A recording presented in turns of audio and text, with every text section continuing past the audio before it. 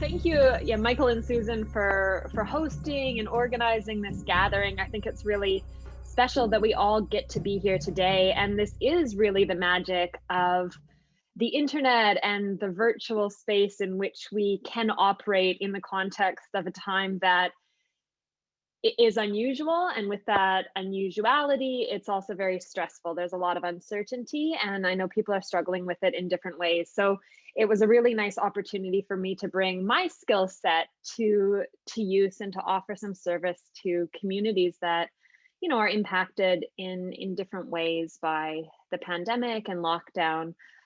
I guess before we start things off today, I do want to do an acknowledgement of country. I know the country that all of us are sitting on is going to be different. I'm sitting on Ghana country, and I would like to acknowledge the traditional owners of the land, past, present, and future.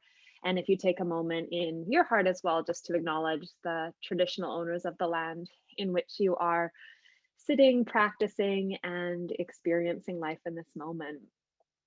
I do have some slides, so I will flick over to them just to keep us streamlined through our time today. As Michael said, it's a limited time period. We have about an hour together today. I'm very, very happy for questions, comments. It's difficult for me to monitor the comments as I'm presenting, the way that the slides kind of come up on my screen. So Michael and Susan will sort of see the comments coming in, and I will make sure that we leave some time at the end to go through and address all of them. But if there's anything that's coming up that is really timely in regards to the nature of it and where it sort of slots into the presentation, Michael and Susan can very easily jump in and kind of unmute themselves and put the comment, the question through. So if it's timely, feel free to just sort of say, this is important to kind of explore right now, and I'm fine with that. I'm not particularly attached to speaking in an uninterrupted manner if that's not most fruitful. Now I will just do the screen share and share that and put it up in full. Now that should be moving to a slideshow shortly, and I'll bring you guys back down here so my eyes don't look all cross-eyed as we're sharing our time together. So the conversation that we're having today is around Bikram yoga versus stress. You are the winner. There's no real way to lose in this equation.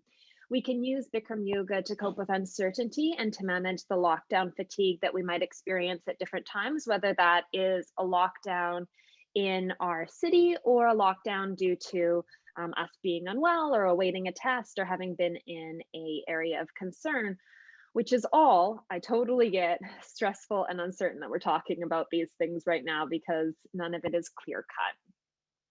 To reflect on all of us, here, we all practice yoga. I think for the most part, maybe some of us might be new to the practice, in which case, welcome. What a fantastic time to be starting to bring yoga into your life as a technique, as a tool to work through some of the challenges in life right now, as well as maintaining your physical and your emotional health generally. Yoga is useful even without a pandemic being on our plate. So we know that it's not just about touching our toes. And I love the quote, "Blessed are the flexible, for they shall not be bent out of shape." I think this really captures what we're working to achieve in yoga is flexibility, and flexibility off of the mat. So I would term this psychological flexibility, the ability to respond to challenges, interruptions, what we would call life as it's happening to us at any point in time. If yoga was literally just about touching our toes on our mats, I don't think that would have, the richness that we experience through our practice. Being able to experience discomfort, pain sensations as they're showing up on our mat allows us to then respond effectively when we might be experiencing something that is frustrating, that is difficult in our life. Just like we respond to flexibility and make space for the experience on our mat, we make space for those things in our life, and it gives us an opportunity to pivot and to adjust in a way that is effective for us. Because I think that's the really important thing. If we can maintain our cool, our calm for the most part, then we can respond effectively in terms of maintaining our relationships, moving towards some of the goals and the things that we want to achieve and be showing up for in our life. Michael, thank you so much for the kind introduction. I feel like I don't really need to go over this.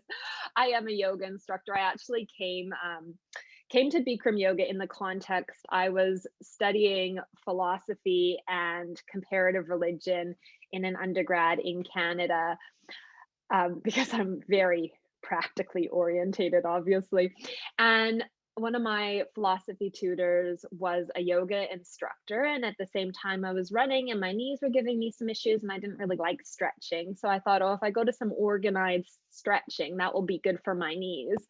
And I went and did my first yoga class, and was blown away. You know, it was really an unusual experience. I didn't realize that Bikram yoga was hot and really hadn't done yoga prior. So I went to this studio I was recommended and went down the stairs into this old bank. You could see the vault, and went into this room, and it turned out it was heated and there were mirrors, as you'd all be aware. And I was, you know, at peace for the first time in ages. It was pretty incredible.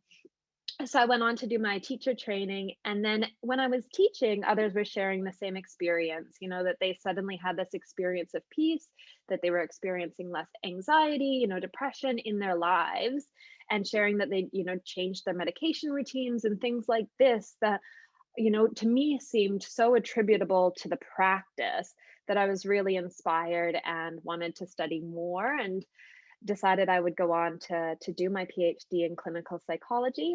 My mom is Australian. I'm very blessed with dual citizenship, so I multitask, travel, and study, and came here to do my PhD, and I've been here ever since. So that's how I got into all of this. Not surprisingly, as we'll talk through today, my research found that yoga, in fact, is a really effective practice in terms of managing chronic stress, improving mood, what we would call positive affect, so our feelings of joy and excitement, and decreasing negative affect, so our feelings of frustration, sadness, guilt, as well as having biophysiological effects. So that is, you know, measurable in terms of our blood serum. So we took some blood samples in my study and did some epigenetic measures as well, which we'll talk about a bit later. And then physiologically, surprisingly, it actually does help you touch your toes. Your flexibility improves with the practice of yoga, which probably doesn't sound so remarkable, but nice to know it's true. Now, just to set some context, we're talking about stress, right? And I think stress is an interesting topic because often there's this negative association with stress. You know, we say I'm stressed out, and there's this sense that it's a bad thing, and that's not always the case.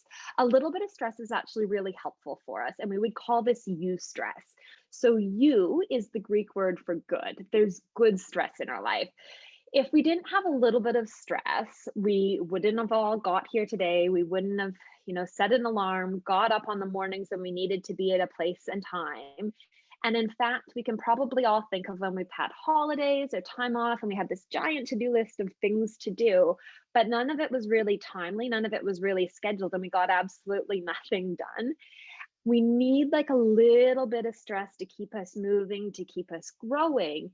And when Michael and Susan shared with me, you know, their terminology around the COVID blessing and the fact that learning to be and coming to an online space can actually be a blessing, I think that's a real sign of and of operating in eustress, of being able to manage the stressors that are coming in and harnessing them for our growth, for our development.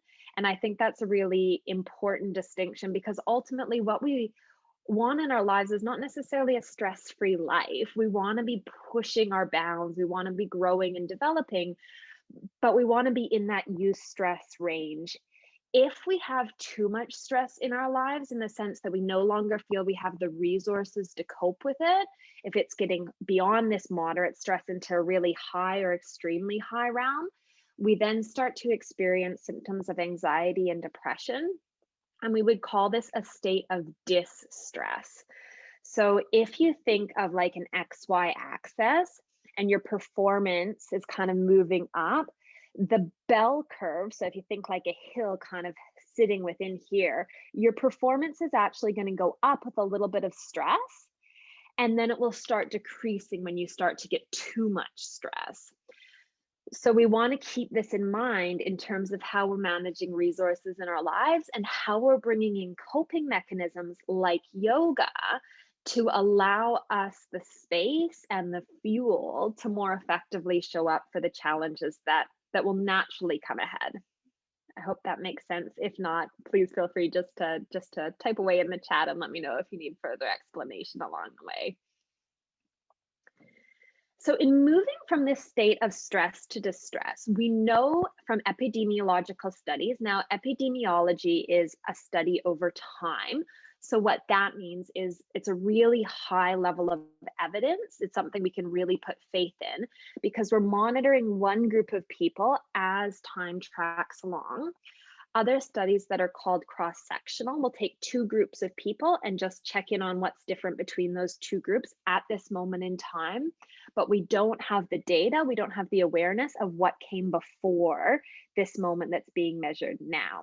So an epidemiological study is really something we can hang our hats on, and we then know that if we experience high levels of stress, whether that's chronic stress or stress in terms of a really stressful event that happens, we are then more likely to experience clinical levels of anxiety. So this isn't just the day-to-day level of anxiety. Like, none of us here are free of anxiety. We're humans.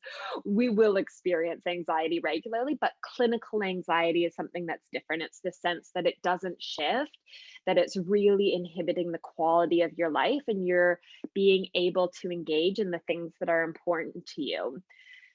From a clinical state of anxiety, we are then more likely to experience a depressive episode. It's like our body burns out. We can't maintain that high arousal level for an extended period of time. And depression is kind of like this tucking in, this curling up on the other side of it. And we know that often people who experience depression have really high levels of inflammation in their body. And an inflammatory response is one of the ways that our body responds to stress. And we're going to be talking about how that happens in a moment. So with stress, we also will start to notice changes physiologically. So that inflammation is happening alongside this change in our gastrointestinal tract. Maybe you've had the experience when you're feeling anxious or overwhelmed that it's really hard to eat, your stomach kind of distends, or you're going to the toilet heaps. These are changes that are happening as part of the stress response. Your cardiorespiratory system and your immune system will also be affected when you're stressed. If you've been in a stressful situation before, and you can even think of, if you ever studied the exam period, often at the end of that period, we'll get sick. And that's just a sign that, the system's been in such a high arousal for such a long period of time. There's this crash effect, this burning out after, and we actually get physically unwell, which is a mirror of what's happening psychologically, right? So mind and body connection here. Now, lockdown fatigue. Some of us may still be in lockdown. I know others of us have been fortunate to come out of lockdown, but I think regardless, we're experiencing this fatigue in an ongoing manner now because we're all in a place of uncertainty, and there's certainly restrictions on us and how we're able to kind of interact with our communities in a safe way right now. And there's an unknown because we don't know what's going to come next, whether there will be other restrictions, lockdown, when things are going to end.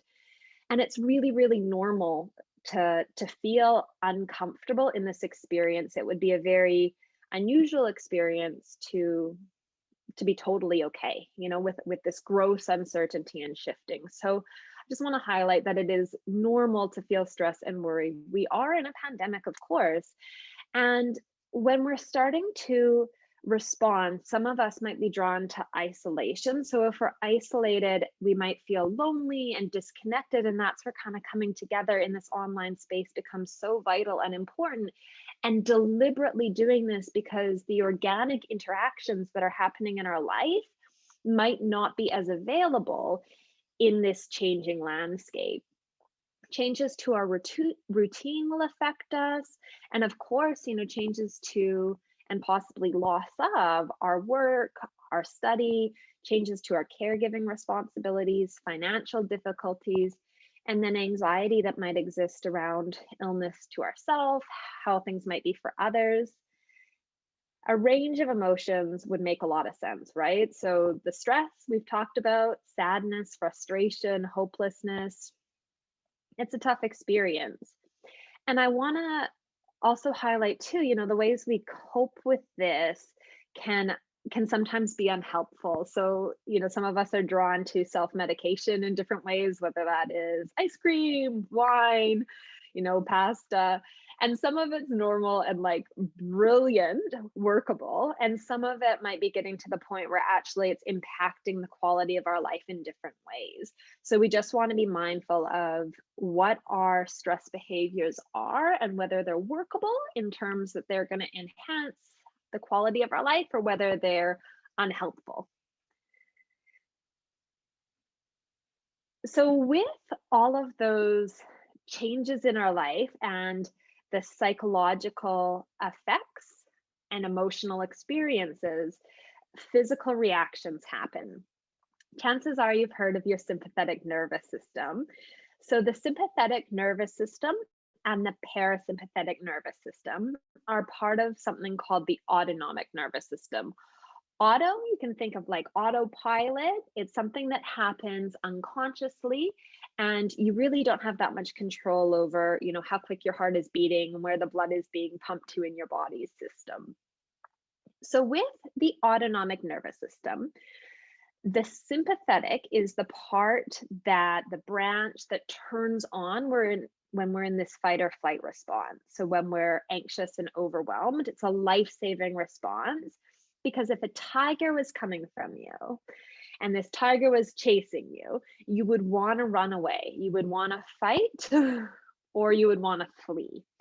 So, in order to survive, your body's evolved to start pumping more blood to your arms and your legs. And in order to do that, your heart has to pump faster. You have to breathe faster to be able to get in the oxygen, to oxygenate the blood, to get you away from this tiger. And you want all of the blood you possibly have to go to your arms and legs, which means that blood is being diverted from your gut because digesting lunch when a tiger is about to have you for lunch is actually not that important. And similarly, we as human beings have a lot of blood that goes up to our brain, and a lot goes to something called the prefrontal cortex, which is the front part of our brain that allows us to do really high level, complex problem solving, thinking, social interaction. That blood is actually diverted away to go to the arms and the legs. And maybe if you've felt overwhelmed or anxious, you've actually almost felt kind of faint or fuzzy, or certainly that it wasn't easy to think clearly. And that's because the blood's just not going to that part of your brain anymore. So when we're stressed, it's an uncomfortable situation because we're generally not running away from the tiger, right? We're actually in a situation where we'd really like to be able to problem solve our way out. But unfortunately, since we evolved in a very different landscape of tigers and bears, the system is not set up for the threats that we're experiencing now. Interestingly, often the threats are inside our own head, right? It's a thought about, oh, what could happen, or we're ruminating about something that happened in the past and reliving it. It might not even be something that's happening here in this present moment. So that's an interesting experience. And I think really interesting to honor that this system evolved to save us, even if it's not helpful now, and to offer ourselves some compassion when we're in a difficult situation and it all feels really hard. It's normal that you're not going to be able to reason your way out. And doing, for instance, a yoga practice might be the quickest way back to the present moment. So then when you walk off the mat, your system, including your brain, is more online and you're more able to navigate whatever challenges are showing up here in real time. The freeze response is really interesting. So, I talked about the sympathetic nervous system that was related to fight or flight. The freeze response is the last resort. So, if you're running away from that tiger and basically you're not quick enough, the tiger's about to get you, you might actually collapse to the ground, kind of playing possum, playing dead, but it's not something that is conscious. The playingness is not accurate because it's a physiological response. So you're suddenly, in this dissociated, disconnected experience. And I don't like to use a human example. Truthfully, I don't like to use an animal example, but in order to describe it, let's go with a gazelle who's running along, and the tiger takes this leap to grab the gazelle. Gazelle collapses to the ground. So this is the freeze response. It hasn't actually been touched by the tiger. If that tiger heads off to go grab its cubs for lunch, gazelle can get up, run off. So it survives. So it's a life-saving response, because often animals don't want to eat animals that are already dead. So that's one way of kind of surviving a difficult landscape as well. If the gazelle was to become lunch, it's not going to be a pleasant experience to be fully present for this experience. It makes a lot of sense that being in an altered state of consciousness, being away from the experience, dissociated, disconnected, would make sense in terms of how we emotionally survive that experience. As mammals, we humans have the exact same system. So this is controlled by our vagus nerve. And there's been a lot of talk around polyvagal theory recently. Poly meaning more than one. We have more than one vagus response. The vagus nerve is the main nerve of your parasympathetic nervous system. It runs down the length of you. And I'm kind of preempting some of the slides that are coming ahead, but I think since we're on it, we're going to keep going with it. And it taps in at all of these major points of organs in your body. So your throat, you can think, when you're really anxious, your throat probably clenches up. I know I get a bit shaky in my voice. Your heart is affected by the nervous system, your lungs, your digestive system. So the vagus nerve touches on all of these organs running down the length, and your diaphragm, which kind of is this midpoint in your body affecting the lungs, is this kind of breaking point in terms of we have the top part of our vagus nerve and the bottom part of our vagus nerve.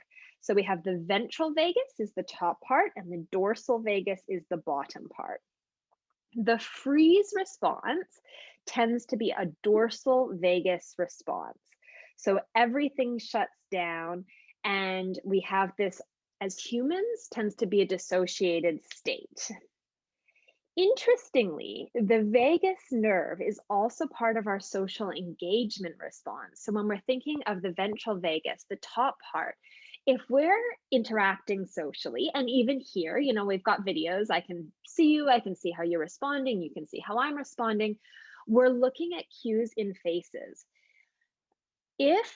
If we're socially engaged, we can respond to the cues that people are displaying effectively, and we don't really have to think about it. The mirror neurons in our brain are doing a lot of the work for us, and we can, tell the emotional state of someone we're sitting with.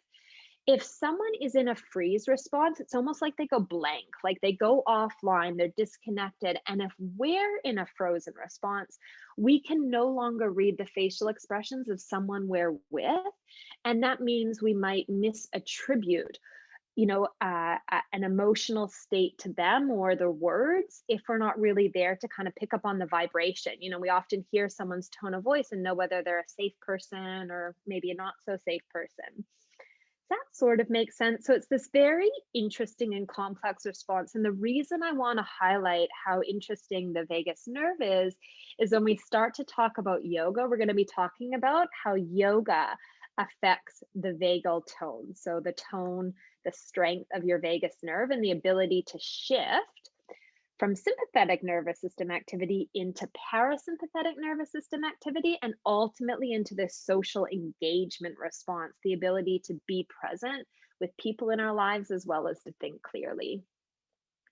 So with the freeze response, I think that's probably the main points that I wanted to highlight. The one other thing I want to point out here is when we're feeling uncomfortable in our bodies, we can try to escape that. So if we're noticing, heart rate going, breathing going, we're getting clammy, we might try and disconnect, because being in our bodies in this moment might feel painful.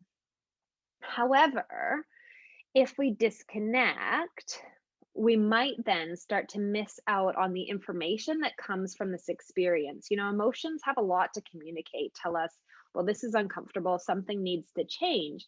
If we're constantly disconnecting from that, then unfortunately we experience something called the pain of absence. Now, the pain of absence is when you're no longer able to show up in your life in a way that's effective for you, in a way that's meanings based. And I think our yoga mats teach us a lot, don't they? Because we learn to be present with the uncomfortable sensations, the pain sensations that show up, and we learn to respond effectively. I just wanted to jump in to kind of flag epigenetics because this is a really interesting area and an area that's actually quite in vogue right now. You've probably heard of the epigenome because a lot of research was done, last over a number of years, kind of looking at sequencing our DNA and kind of finding more out about what that actually means. And then it turned out it didn't actually mean that much. We all have a very similar genetic structure, and it doesn't necessarily predict illness in the way that we thought it would. But what does predict our health profile and ultimately our illness profile as well is the epigenome. So, epi means on top of. The epigenome sort of sits almost on top of your DNA, and it's affected by the things that are happening in your life, from the time you were in utero to now. And what you do now in a really amazing and brilliant way will actually affect your epigenome. So that's pretty empowering. That's pretty cool. I think sometimes we feel maybe disempowered by the fact that what was happening even before we were born would be affecting our epigenome. And that is what it is. Those are the cards we're dealt with, but you actually can change your epigenome. And yoga has actually been proven to start to change the epigenome. So the research I did in my PhD was the first study, and I think to date is still the only study that's looked at the relationship of yoga and the epigenome through something called methylation. So methylation is just what's happening on top of that genetic coding, and we can measure that. It's like little flags that get lifted or kind of turned down to say, okay, well, there's something happening here. And we found that there was a change in the methylation associated with something called tumor necrosis factor, which is, interestingly enough, one of the major messengers that our inflammatory system has to communicate with the vagus nerve. So I think that's pretty cool. It would be a very simplistic approach for me to say, okay, well, that's the be all and end all. But I think in terms of us, for our purposes here, understanding what's happening, we really just have to think, okay, well, we turned the tap on in terms of turning on gene expression associated with good health, and we turned off the tap in terms of gene expression associated with illness.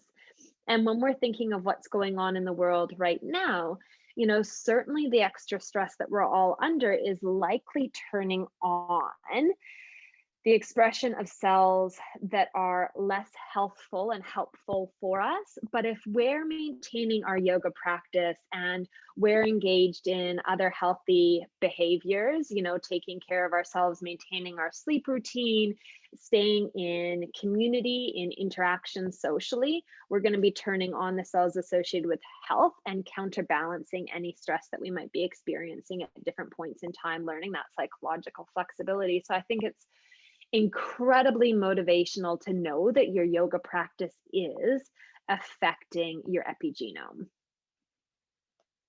So what is yoga then? Well, yoga is a host of things, others like Michael and some of yourselves with your different background would be able to speak more to the incredible effect BIkram Yoga is having for us physiologically. But from a psychological standpoint, there are 3 practices that I would use in like one-on-one therapy with clients that show up so beautifully in the practice we do: mindfulness, breathing, and physical activity.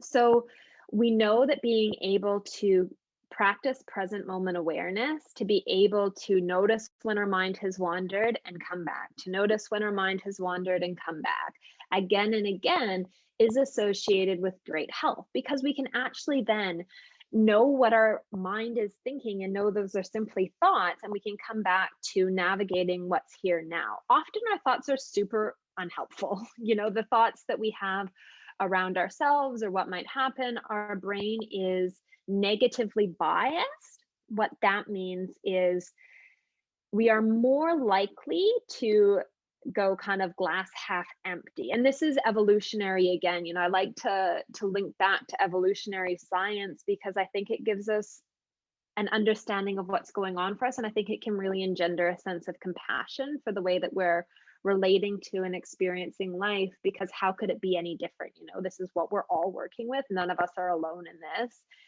We are negatively biased because if we were walking along in the wilderness and we saw a shadow kind of jump out at us and our brain went, crap, that could be a tiger, a bear, a snake, let's get out of here, we would be more likely to survive over time than someone who was like, I'm going to go frolic out in the middle of the field. Oh, there's a shadow. Oh, no worries. I'm going to sit down here and pick a flower. And then we became lunch. So that person would not have survived to pass on their genes.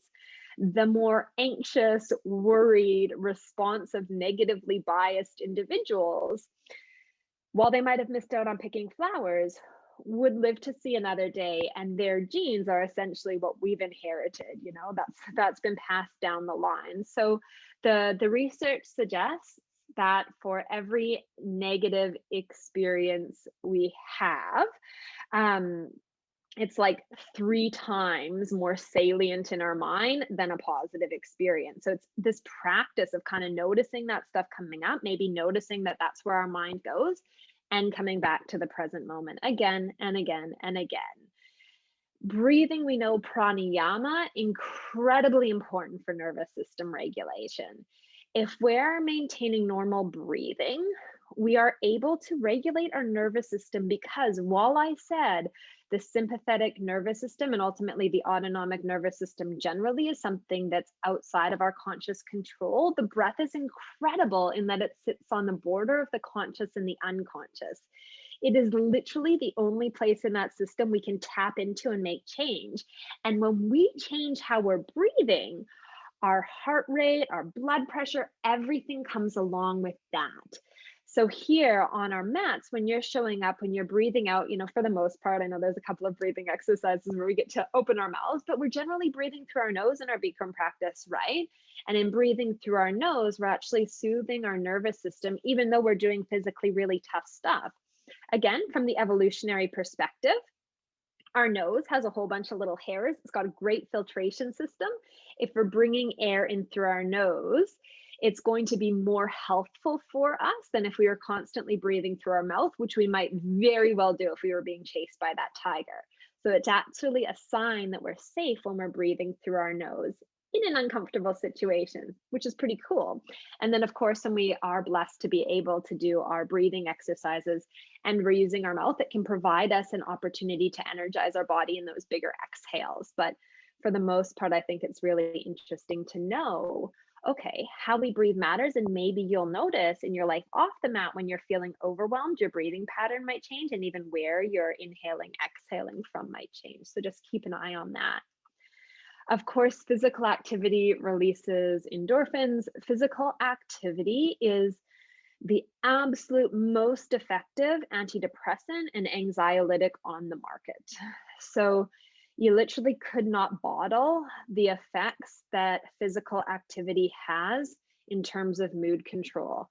This is absolutely not to say to change any medication routine that you might be on, because everyone's physiology and experience is different.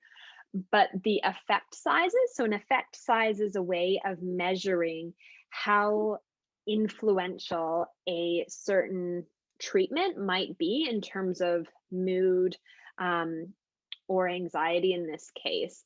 The effect sizes for physical activity are beyond what we get from anxiolytics and antidepressants that are pharmaceutically manufactured, which is incredible.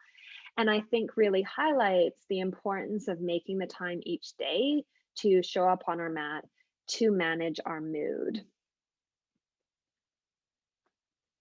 So knowing that yoga is evidence-based, we're kind of looking at what the evidence suggests that it's effective for. And not surprising, psychological well-being. I just told you about the beneficial effects of exercise alone, and then you add in the breathing and the mindfulness and the community that we'll talk about in a moment. Cardiovascular conditions, autoimmune conditions, and immune conditions.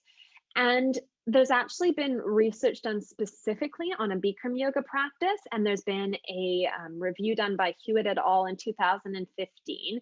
And we know that Bikram yoga, in addition to the physical health benefits, is incredibly effective in terms of cultivating a sense of mindfulness and decreasing the perceived stress. So I think perceived stress is interesting because it doesn't actually mean that the stressors in our lives have changed, right? But how we're perceiving them has. So if we're better able to show up in the chaos of life, grounded and able to make effective moves, that's super inspiring and cool. So what we're doing is setting aside 90 minutes to then be able to get time back in terms of showing up effectively. Also, quality of life improves through our practice. And if the quality of our life can improve, it's going to be a lot easier to navigate this period that we're in right now of uncertainty. In terms of how this is happening, there's a couple of different theories. We know that there's actually changes in terms of our neurochemistry. So the neurotransmitters, these are like lock and key messages in our brain. One of them is called GABA. GABA is anxiolytic. What that means is it decreases our experience of anxiety. We experience an increase in GABA with the practice of yoga. So that's incredibly cool to think that we're having this biochemical effect through our practice. We're also seeing some changes in vagal tone. So again, I talked about the vagus nerve and how that's related to our freeze response, as well as being related to our social engagement response, being able to show up, to connect, respond flexibly in life. If we have a stronger, vagal nerve, it means that we can more quickly move from a sympathetic response, that fight or flight response, into a rest and digest, parasympathetic nervous system, social engagement response. It doesn't mean that we didn't have that panic response. It just means that we can move more quickly back into a state of equilibrium. So again, I think this is really cool because you can think, I guess, in terms of explaining it more clearly. If we have a really strong muscle, we might have strong muscle tone. We're going to be more able to pick up the weight, the brick, the box, the child, whatever it is, versus if we had a weaker muscle, a weaker tone. So if we can more quickly soothe our nervous system, the stress response in our body isn't going to go on as long, which affects our brain, but it also affects the levels of inflammation. It affects our immune system. A whole host of systems are affected by this ability to regulate, to self-regulate. And when we're doing yoga, we're stretching, we're contracting, we're moving our body in a host of ways that offers us this chance to increase our vagal tone. This is an area that is getting a host of research because we're actually finding, in terms of inflammatory conditions, finding more artificial ways to increase vagal tone is incredibly effective. So people, for instance, who have rheumatoid arthritis or long-standing very severe depression will get magnets kind of installed where their vagus nerve is, and then they run this other magnet past it each day to kind of strengthen the tone of the vagus nerve. And we're seeing decreases in inflammation, increases in mood. So that's super cool if you can do this, showing up on your mat, as well as that epigenetic effect. So if we're motivating transformation in our system at this biochemical level, and we're turning on those genes associated with health, physical health, as well as emotional health, and turning off the ones associated with ill health, this means we've got a bit more buffer room. Because then when stuff does come up in our life and things are hard, we've got more space to play with. We've got more room for things to, I don't want to say go wrong, but be more difficult. We've got more room for response versus if we've got less room, we can be knocked into a state of dysregulation more quickly, and it's harder to kind of come back online.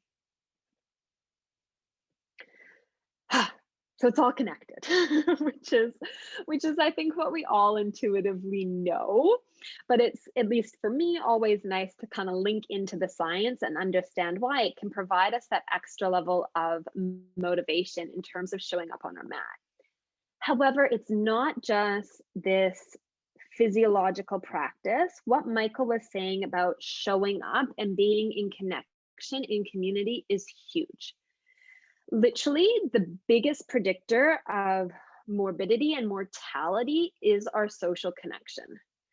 So when we experience gross levels, high levels of loneliness, we are very much at risk, not just of psychological illness, but our physical health is suffering. As I said, it's a morbidity predictor, and this isn't just in terms of a physical health effect or a very significant mental illness.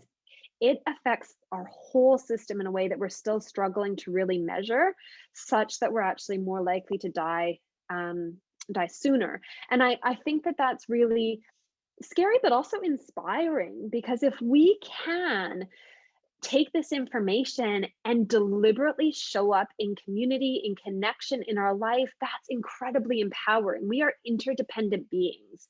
Evolutionary perspective, once more to harp on it. That tiger has claws, it has teeth, it is so much stronger than we are, and yet we sit here at the top of the food chain. And it's because we operate in connection, we are wired to be in connection. If we were ousted from our tribe, we were kicked out of the cave, we were removed from the beings that support us, we wouldn't have survived. We would have been lunch.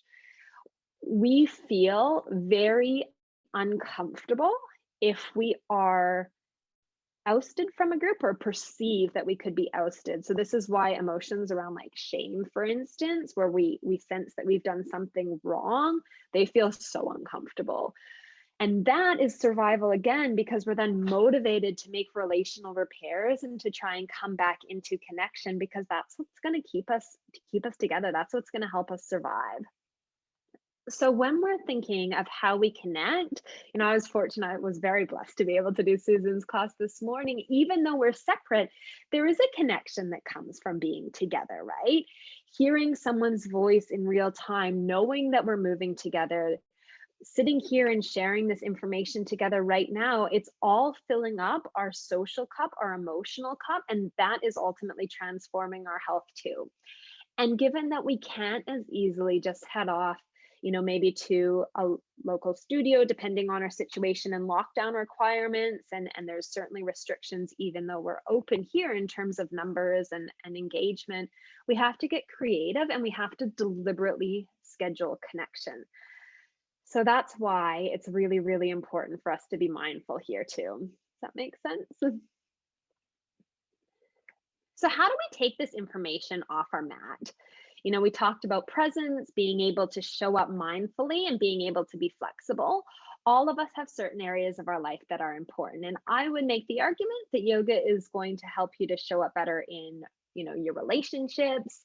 It's going to enhance your health. It helps you show up effectively in your vocation. It enhances our focus, as well as our stress resilience, which we talked a little bit about, our parenting, citizenship, community. And if spirituality is important to you, yoga again can be an instrument to connect in.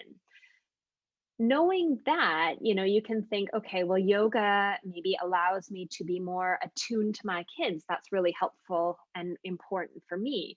Yoga allows me to feel better physically. I feel stronger in my physical body. It feels like I breathe more easily. I know it's good for my heart conceptually. That's really important to me.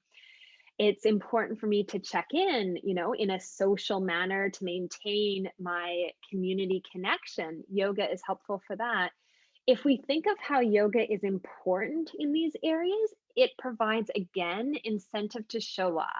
Knowing viscerally what's important to you and knowing how yoga helps that is going to be much, much more important, effective, and heartfelt. So have a think and maybe do some journaling after, although I suspect most of you know this stuff and know it in your bones already. So then how do we take this information and apply it in a really action-based manner? I think it's important that we actually schedule our practice. We schedule when we can go out, coffee dates with people, we schedule in meetings, we schedule in our work. Why wouldn't we schedule in our yoga practice if we know that it's actually going to have us showing up so effectively in our life? Why don't we make that appointment with ourselves? And I've got this capital S here because it's your higher self, right? It's not this thinking mind self, it's something beyond that. And I think it's really, really important we honor that part of ourselves. Show up with the intentionality around why you're stepping onto the mat, when you're tired, when you're uncomfortable, when you're a little bit sleep deprived, stressed, when there's about a bazillion other things you need to do. And when I was practicing, I was like, I need to actually wash these floors, but no, I'm here to practice yoga right now. That's really important, and that's ultimately more important than whatever is sitting in the kitchen in terms of dishes stacking or actually getting out the mop. In this moment, being present is most important. And we know practice, not perfection. It's not about, achieving some posture. We'll never achieve the posture. We're always in this state of constant growth and development. And it's the same in our lives. We're always going to be in a state of growth, development. We're never going to have a to-do list that is completely ticked off and our life is finally organized. We don't get to that point, right? There's always more to do, to grow, to explore, just like we experience as we show up and we practice locking our knee, finding that focal point for the 100,000th time. We do it again and again, and there's more to learn. I think we need to be mindful that this good vibes only thing is a total hoax. You can do yoga every day and still have unhelpful thoughts that cross your mind, still experience guilt, shame, frustration, anger, all of these emotions that are part of being human, all of which have an evolutionary base. They're there for a reason. You're never going to not feel them unless you really avoid them and really disconnect from them. But then what's the point, right? Like if we're rigidly disconnecting from our emotions, if we're not willing to experience what it is to be human, we're probably not going to show up very effectively. So if we can be with all of these experiences we have and still act in a manner that is in alignment with our hearts, showing up for our practice, our communities, our family, that's probably the most effective yoga we can ultimately do. And in alignment with the fact that it's not good vibes only, at certain points we are going to struggle more than others, and loved ones of ours are going to struggle. And this is why I think it's really important to be aware of the mental health resources that are available right now, because this is, once in 100 years. We've never seen anything like this in any of our lifetimes in terms of a pandemic. And it makes sense that we would be stressed, just as it makes sense that at different points in our life when stuff is going on, we're going to be stressed and we might experience a sense that we can't get through it by ourselves, and that's normal. Again, we're very interdependent. We need to reach out for help. That's what we're wired to do, and how strong to acknowledge when we're struggling. There are some resources I've put up on this slide just so you're aware of them. Since COVID is such a challenging experience, not just practically, but psychologically, the government's increased the number of sessions for Medicare rebated mental health support that you can access. It used to be 10. It's now 20 sessions each year where you can get this Medicare rebate. And you can use something called the APS, Australian Psychological Society, Find a Psychologist website, where you could type in, what you might be struggling with if you are, or a loved one is struggling with, and look for a psychologist that's local if you're able to see someone face to face or virtually. So that's a really good resource. There's also a mental health hotline if you're in a hard lockdown, and I found the number up here. So feel free to screenshot the slide. And like Michael said, this will all be recorded anyways, but there's a 1-800 number that you can use here for a hard lockdown. And I'm sorry, I don't have everyone's mental health triage number for, your location, but I found the Fitzroy one. So this is the number that's local to Fitzroy if you are in that area. Otherwise, those of you in Victoria can use the mentalhealthcompass.com.au to find a number that's local to you in terms of accessing mental health support 24 hours a day. And then those of you who are in different locations can search mental health triage or there's Lifeline and a suicide hotline that are also 24 hours a day. I think it's also important to know we can leave our house in an emergency, whether it's our physical or our psychological health or someone we care about or we're with, we can always leave if we need to. So we are not trapped in that sense. So that's the end of the presentation. We'll jump into the questions now. If you do have anything that comes up after and you want to get in touch, you can email me hello@drkaitlin.com. I have a couple of websites, drkaitlin.com, where I link to my podcast, Wisdom for Wellbeing, which is my passion project. I interview and then compile resources and offer the resources around yoga and mental health there and general well-being. So anyone who likes to nerd out to this stuff may enjoy it. And then I'm on Instagram and Facebook at Dr. Kaitlin and at Wisdom for Wellbeing Pod on Facebook. All right, Kaitlin, thank you so much. Might have Well, in terms of questions, let me just get down here.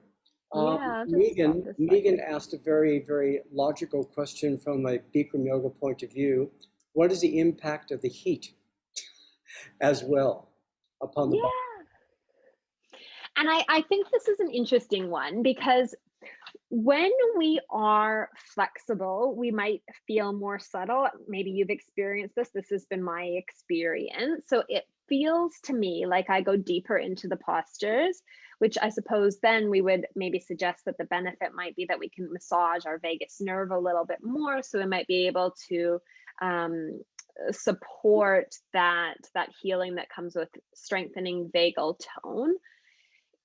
The research suggests that a Bikram yoga practice done in a cold environment, the effects psychologically were not that different than in the heated room. So I think there's a lot of psychological benefit that you'll experience both ways. I don't want to speak outside my scope of practice in regards to other physical attributes, but I think the vagus nerve is one mechanism that I think might be useful in interpreting the benefit. Yet the practical day-to-day psychological benefit is the same. So that's kind of cool. I think if I can make a comment, because my background is I'm a chiropractor with a degree in psychology, not a doctorate. From the heat point of view, I've tried to research this over the years. I've never done research myself, but there was a study, University of Wisconsin, that took people who were suffering from depression, who were dependent upon medication. Coincidentally, they put them into a little tent that was heated to 40 degrees for 90 minutes. Nothing to do with Bikram yoga, totally coincidental. But what they found is that the heat treatment decreased their dependency upon medication, kept their mood raised, and the lingering effect of one session of 90 minutes lasted up to 6 weeks. So, I mean, that's a really strong reason to get into the hot room, but when you can't, you practice where you can. The second thing that I'm aware of is that several years ago, when Susan went through 13 months of chemotherapy for breast cancer and surgery, we did a lot of research into the heat and the impact upon the immune system. And this is evidence-based as well, that heat triggers a positive immune response. In fact, one of the treatments that she had was hyperthermia, where her body was raised to 40 degrees centigrade for an hour to begin to weaken the cancer to make it more, should I say, responsive to the chemo. So heat is definitely a benefit, but for some of us, when we're locked down, we can't do the heat, but it's wonderful to know that psychologically, there's still many, many benefits from the practice. So it's definitely, we love the heat, but we're trying to help you understand it's worth it doing it without the heat. We never had done that in our 15 years of practice. We found that in the cooler environment, we actually could focus more on our body. We used on our breath. We used a tree outside as a focus point, and there were some postures that we could actually do better outside of the hot room than in. So we consider both practices, it's all valid. Now, if anybody else has a question, let me have a look down. There's one here as well, but just like kind of pondering on that further, just to link it back, in most cultures, there's heat practices where they're in cold environments, right? Like whether it's like a sauna or, in North America and different native cultures, they would make these sort of steam rooms essentially, where they would put under tarps, fire and pour water on. So it's interesting to know that there's been this ritual of being in a heated environment in a lot of cultures. So I wonder if there's something to that too. Kaitlin, another question's come up, and Yeah. we can relate to this one because I'll explain why in a moment. Most of us know that Bikram Yoga is addictive. Do you know why that is? Is there a psychological reason for that? Do you know, or is it just simply the fact that our body craves the after effects? And I mention that because we've worked with a group of addicts over the years, giving free access to addicts, and they've used it to supplant their other addiction, but some of them became overly, they almost went too far, and we told them you have to find a balance even with the yoga. So can you comment about the addictiveness of Bikram yoga? I'm gonna like caveat it that I haven't done any in-depth research to this, so this will be an off the top of my head hypothesis, but I also experienced the addiction in the sense I think there is like a neurochemical effect of the practice, right? So there is something that's happening in terms of our biophysiology. So we would get used to having, that neurochemical benefit, effect, transformation, the same way, people get different benefits from physical activity, and it can be an area of addiction. When we would say addiction, it means that it's starting to have an unhelpful effect, like a negative effect in our life. If we are doing it and it's not impacting our relationships or how we're showing up in other areas that are important to us, we can use the terminology addiction, but we might also kind of go, oh, it's a positive thing. It's not leaving me like abandoning my family or responsibilities. But I think it is that biophysiological effect, as well as we start to know what it's like to feel good in our bodies, right? To feel our bodies. And we can be such a heady culture. We're like cut off from the neck down, and we're existing in this like problem solving, past ruminative, worry focused sort of experience. Suddenly, if we're in our body and using this form of mindful movement to feel our body, to be present, that's pretty reinforcing, even if it's hard to carve out the space to get us to engage in that practice. When we do, I think we suddenly go, oh, wow, that feels really good. That's a safe space for me, a sacred space. And I think it's really cup filling. I'll make a comment about the heat. There's a further comment here from Jody up in Queensland. Raising the core temperature by 0.3 degrees releases heat shock proteins that increase serotonin production. That's cool. In terms of online practice, sometimes people think it's not worth it because it's going to be cold. We dress in layers, and granted, not everybody will get the temperature. We practice next to a fireplace, but we've had students. We have one student in particular, she has a dedicated room.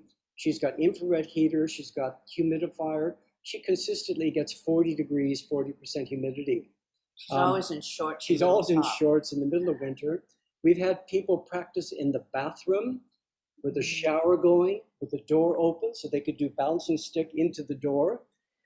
People get by, they do what they can, and a little bit of heat is possible. You just have to find the right place and the right combination of heaters and clothing. But honestly, if you can't practice in a studio, just do what you can at home. It's worth it. Now, Kaitlin, it is now. There's a way, yeah. It's now past. I'll just check and see if there's any other more questions. Where there's a will, there's a way, says Jody. Look at, I'm just going to say thank you, Kaitlin. We recorded this in the cloud. I hope I can grab it back out. If there's anybody who would like a recording to listen to again, if any of the studio owners would like a copy that you can pass on to other students, Kaitlin, thank you. It's valuable what you said. I'm sure everybody may have further questions. They can contact you as well, can't they? Of course. Yeah, no, I'm very happy to talk about this stuff. I love it. So yeah, if you want to chat more, I'm happy to hypothesize and offer information where I'm aware of it.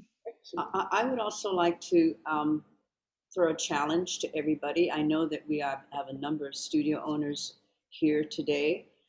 Marty from Darlinghurst, Brad from Five Dock. We've got Jody from Brookvale, and we've got Sean and Jody from Gold Coast.